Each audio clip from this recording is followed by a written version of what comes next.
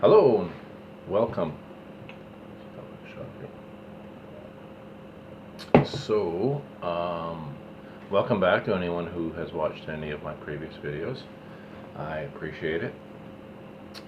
So today I'm going to start doing my best of 2019. It's a little late. Most people have already done that, and this is probably going to be a lot of videos because I'm only going to do one per record, and I have a lot of records that I liked. So I'll be starting with one of my favorite singers, Sharon Van Etten. This is her fifth album. You can see the nice inner sleeve here, and an awesome picture of her on the back. Her fifth album. She took a break for a few years. Check out this nice blue vinyl. I say. So she did a little acting. She was on the OA. She had a baby. She was on Twin Peaks, which is amazingly cool, super cool. She also went back to school for a while. Trained a degree in psychology, so that's pretty cool. Yeah, a good reason to take a break, do some cool stuff. So with this, it's a little different. It's still clearly Sharon, but she looks a little different, and some of the sounds on here are a little different. And it starts off with her saying that well, I'll just read it. Sitting at the bar, I told you everything. You said, holy shit, you almost died. And that's quite the way to start a record. As usual, all of her stuff is super personal. It sounds super personal anyway. You feel like you're really delving into her life and her feelings and her. It just seems like there's no filter, almost, but it probably is. But I mean, it just seems like it's so personal, and But I think she's developed a style where she can actually express these things, but still be kind of subtle. And I mean, she doesn't give you the whole story all the time. Especially, I've noticed it more on this one than previous records. But this one in particular, this is where I think she's probably progressing or advancing as a writer.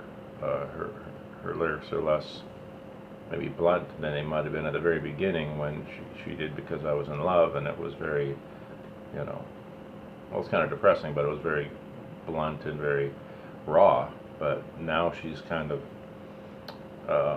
telling us about things without being as direct, which is cool. It's very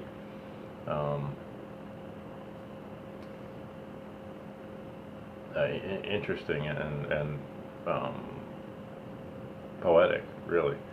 Yeah, the first track I heard from this was Comeback Kid, which was quite the sort of heavier, not super heavy, but I mean more, but certainly faster and kind of electronic type tune. A lot different than Are We There, which was mostly a lot of slower songs, it seemed.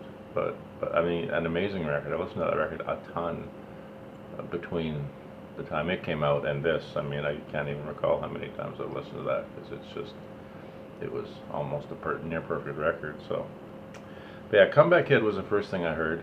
It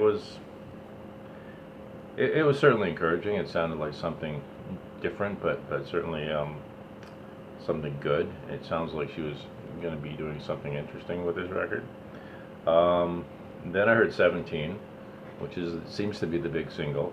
The video was cool, very cool video. All the performances of that song that I saw were just amazingly intense and raw.